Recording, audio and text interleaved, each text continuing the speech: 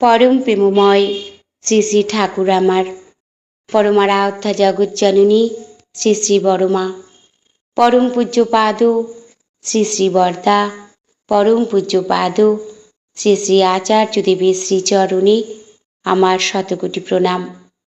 আমি শ্যামলী দেবনাথ, শ্যামার পরিবার চ্যানেলের সকল ভাই ও বোনেদের জানাই জয়গুরু ও ভালোবাসা। আমি শুরু করছি ইষ্ট প্রসঙ্গ আলোচনা। আজ আমি বলবো আমার বোনের দীক্ষা নিয়ে, কিভাবে তার মৃত্যু ফাঁড়া কেটে গেল। আমার বিয়ের ঠিক 3 থেকে 3.5 বছর পর আমার মা আমাদেরকে ছেড়ে চলে যান। আমার যখন বিয়ে হয়, আমার বোনের বয়স তখন 14, আমার ছোট ভাইটির বয়স তখন 9। ছোট ছোট ভাই বোন দুটো আমার। বাবা বৃদ্ধ মানুষ, তিনি আর কিছু করতে পারেন না কাজকর্ম।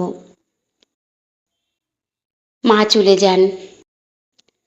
মা যাওয়ার আগে আমায় বলেছিলেন, আমি হয়তো আর বেশি দিন বাঁচব না মা, তবে এই ছোট ছোট ভাই বোন দুটোকে তোরা সকলে মিলে দেখিস। আমার বোনের বয়স 14 বৎসর, ভাইটির বয়স 9। আমার বিয়ে হয়েছে প্রায় 3 থেকে 3.5।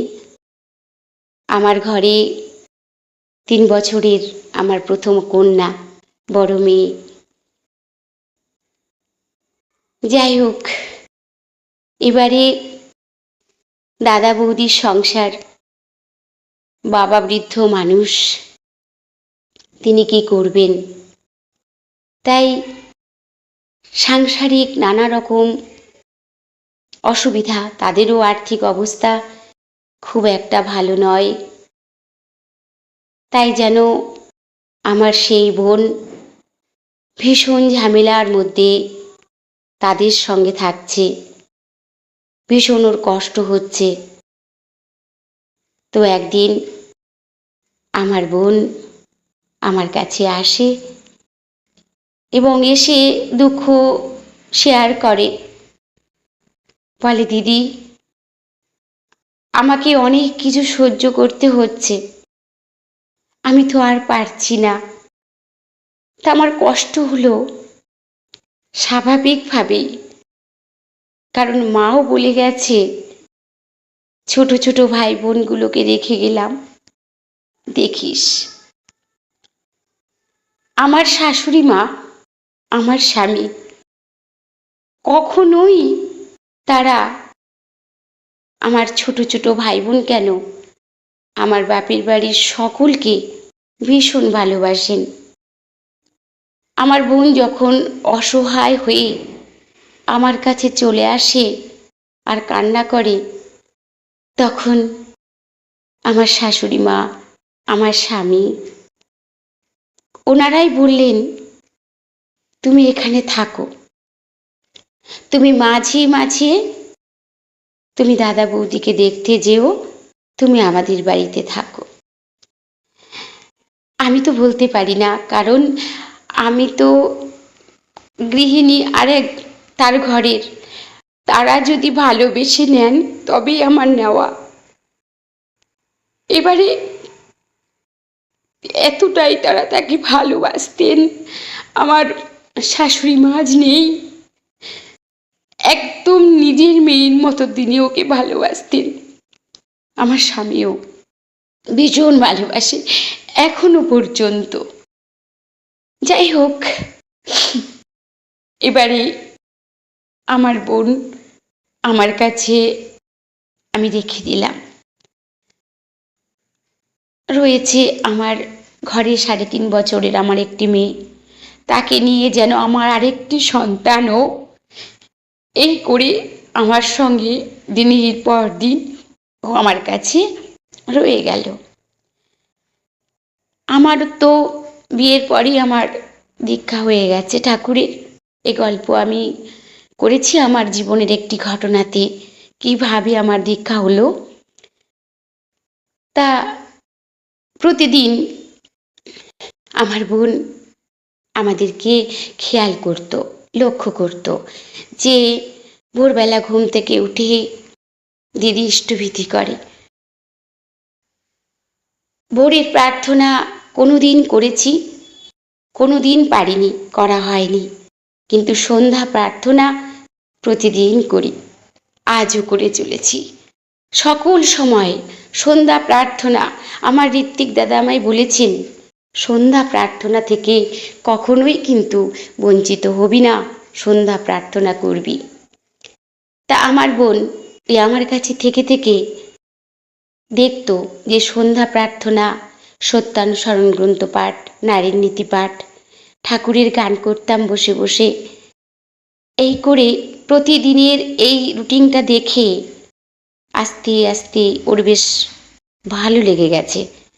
ও আমার সঙ্গে বসে বসে প্রার্থনা করত। সৎসঙ্গ অধিবেশনে কাছে পিঠে কোথাও হলে ওকে নিয়ে যেতাম, ও দেখতো, ওর ভালো লাগতো। 14 বছর বয়স, কত আর। তা যাই হোক, বেশ কয়েক বছর ও আমার কাছে প্রায় 14 বছর ছিল, তারপর ওর বিয়ে হয়। এবারে হঠাৎই একদিন বেশ 3-4 বছর পর ও আমাকে বলল, দিদি আমি দীক্ষা নিতে পারি? আমার মাথাতে তখন আসেনি, আমি এতটুকু তখনও জানি না যে যাজন করে যে দীক্ষা, এখন যে দীক্ষাগুলো আমি যাজন করি, অনেকের দীক্ষা হচ্ছে, কিন্তু তখন আমার মাথায় ওটা আসেনি যে আমার ঘরে আমার বোন রয়েছে, তাকে আমি দীক্ষা দিয়ে দিই। তা আমার বোন আমাদের ওই জিনিসগুলো দেখে ওর এতটাই ভালো লাগলো, ও নিজে থেকে হঠাৎ একদিন বলছে, দিদি আমি দীক্ষা নিতে পারি? আমি তখন বললাম, তুই দীক্ষা নিবি? আমি যেন, আমার এতটা আনন্দ হলো, এতটা ভালো লাগলো। তুই দীক্ষা নিবি বোন? বলছে, হ্যাঁ আমি দীক্ষা নেব দিদি, আমার বেশ ভালো লাগে। তোরা কি সুন্দর ইষ্টভীতি করিস, কি সুন্দর প্রার্থনা করিস, ঠাকুরের বই পড়িস, গান করিস, আমার খুব ভালো লাগে, আমাকেও দীক্ষা দিয়ে দে না দিদি। তারপর আমি আমার শাশুড়ি মাকে কথাটা বলি, তিনি তো সঙ্গে সঙ্গে বলে, হ্যাঁ হ্যাঁ ওকে দীক্ষা দিয়ে দাও। শ্রদ্ধেয় শ্রী রত্নেশ্বর ব্যানার্জি, যিনি আমাদের ঋত্বিক দাদা, তাকে খবর দেওয়া হলো।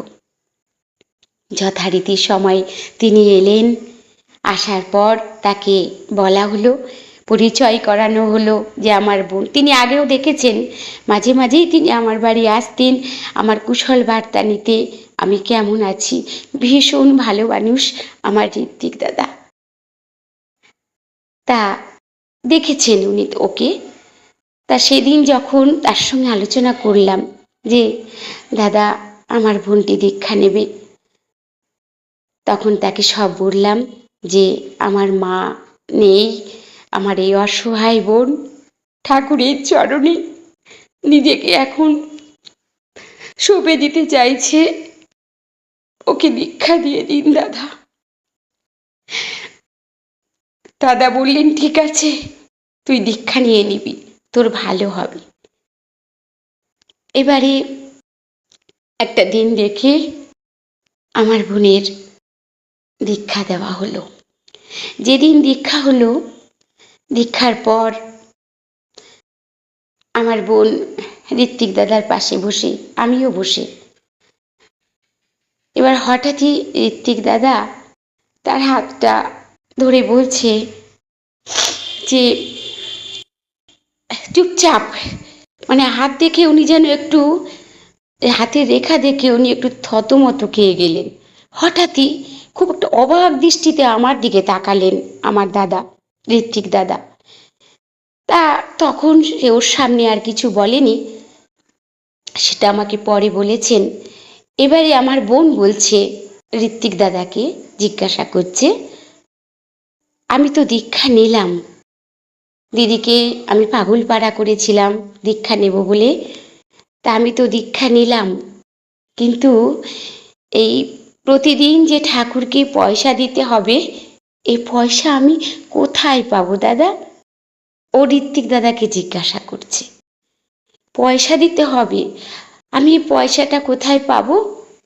তখন ঋত্বিক দাদা আমাকে দেখিয়ে বললেন, ওই যে তোর দিদি, ওটাই তোর মা, আর ওই তোকে সেই অর্ঘ্যের যোগান দিয়ে দেবে। আমাকে বলল, প্রত্যেক দিন বোনকে পয়সা দিবি, তুই এই দায়িত্ব নিয়ে ওকে ইষ্টভীতি অবশ্যই অবশ্যই করাবি।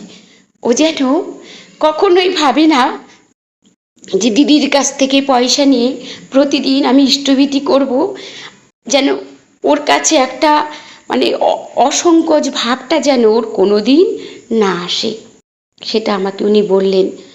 আমি বললাম, হ্যাঁ হ্যাঁ দাদা, আমি দেব। ও নিয়েছে পরম প্রেমময় শ্রী শ্রী ঠাকুরের দীক্ষা, আমি যৎ সামান্য অর্ঘ্য আমি দিতে পারবো না, তার দয়ায় আমি তো ভালো আছি, আমি পারবো দাদা দিতে। হ্যাঁ দিবি। যাই হোক, আমার বোন প্রত্যেক দিন মানে তার ভক্তি দেখে আমি নিজে অবাক হয়ে যাই যে ও আমারটা দেখে শিখলো, এবার ওরটা দেখে আমি অবাক হয়ে যাচ্ছি যে ও প্রতিদিন ঠিকঠাক সময়ে ইষ্টভীতি করা, সন্ধ্যাবেলা সন্ধ্যা দেওয়া, প্রার্থনা করা, ঠাকুরের বই, এমনকি ঠাকুরের গান হাততালি দিয়ে দিয়ে করতে থাকে। এইভাবে দিন চলে। এবারে ঋত্বিক দাদা যখন দীক্ষা দেওয়ার পর উনি চলে যাবে, তার আগে আমাকে ডাকলেন, ডেকে বললেন, শোন মা, তোকে একটা কথা বলে যাই, তোর এই বোনটি দীক্ষা নিয়েছে, ঠাকুরের অশেষ দয়া, অশেষ কৃপা, ওর কিন্তু খুব অল্প দিনের মধ্যে মৃত্যু ভাড়া আছে, ওর আয়ু কিন্তু বেশি নেই, সীমিত আয়ু তোর এই বোনটির, তাই ওর মুখ দিয়ে যেচে ও দীক্ষা নিয়েছে, খুব ভালো হয়েছে, এটা তো আমরা কেউ জানতামও না। তখন আমি বললাম, তাই দাদা? বলছে, হ্যাঁ, ওর কিন্তু মৃত্যু যোগ আছে, তবে ঠিকঠাকভাবে যেন ইষ্টভীতি করে এই খেয়ালটা তোকে রাখতে হবে, দেখবি সব কেটে যাবে। আমার বোনের মাত্র 30 বছর বয়সে তার মৃত্যু ভাড়া ছিল, আয়ু ভীষণ কম, কিন্তু আজ আমার বোন বিয়ে হয়েছে, তার মেয়ে মাধ্যমিক দেবে, তাই পরম দয়ালের অশেষ দয়া, অশেষ কৃপা, তাই তো ইষ্টভীতি করলে ঠিকঠাকভাবে তার দয়ায় কিনা হয়। তাই আমারটা দেখে আমার বোনের ভীষণভাবে ইচ্ছা, আর যা করান ঠাকুর মঙ্গলের জন্যই করান, তাই ওর মুখ দিয়েই বেরিয়ে গেছে ও দীক্ষা নেবে, এবং দীক্ষা হলো ভালো আছে, ভীষণভাবে ভালো আছে। তাই আমার বোনের সেই দিনটা কেটে গেছে, সেই বয়সটা কেটে গেছে। আমি ভীষণভাবে দয়ালের চরণে প্রার্থনা জানাই, ওগো ঠাকুর, তুমি ওকে আয়ু দিও আরো আরো থেকে আরো, কারণ আমার ছোট বোন, আমি ওকে ভীষণ ভালোবাসি, তাই আজও কত ভালো আছে। আমার শুধু ভাবতে অবাক লাগে যে ঠাকুরের দীক্ষা নিয়ে ইষ্টভীতি করেও তার যে মৃত্যু ভাড়া কেটে যায়, এটা আমি আমার বোনকে দিয়ে তার প্রমাণ পেলাম। আমি বলেছি, ঠাকুরের দয়া আমার জীবনে অনেক আছে, অনেক, আমি একটু একটু করে আমি সকল ভাই বোনকে বলবো। তাই আজ আমি আমার বোনের কথাটা বললাম যে ঠাকুরের দীক্ষা নিয়ে কিভাবে মৃত্যু ভাড়া কেটে যায়। অনেকে আছে জ্যোতিষীকে হাত দেখান, কত রকম মাদুলি মুক্ত মানে নানা রকম জিনিস তারা গয়না পরে থাকেন, কিন্তু আমার ঠাকুরের কোনো গয়না লাগে না। আমার ঠাকুর শুধু বলেছেন সৎ দীক্ষায় দীক্ষিত হও, সৎ নাম গ্রহণ করো, সৎ সঙ্গের আশ্রয় গ্রহণ করো, তাহলেই হবে। ঠিকঠাকভাবে ইষ্টভীতি করে তাকে অনুসরণ করে তার নির্দেশিত পথে আমরা যদি চলতে পারি তাহলে সব বিপদগুলি এইভাবেই কেটে যায়। পরবর্তীতে আমি আরও বলবো, আমার বোন ভীষণ ভালো আছে, ওর স্বামীকেও ও পরম প্রেমময় শ্রী শ্রী ঠাকুরের দীক্ষায় দীক্ষিত করেছে। তা সেটাও কিভাবে হয়েছে সেটাও আমি আরেকদিন বলবো। আজ আমি আমার বোনেরটা বললাম যে কিভাবে দীক্ষা তার গ্রহণ আর কিভাবে তার মৃত্যু ভাড়া কেটে গেল।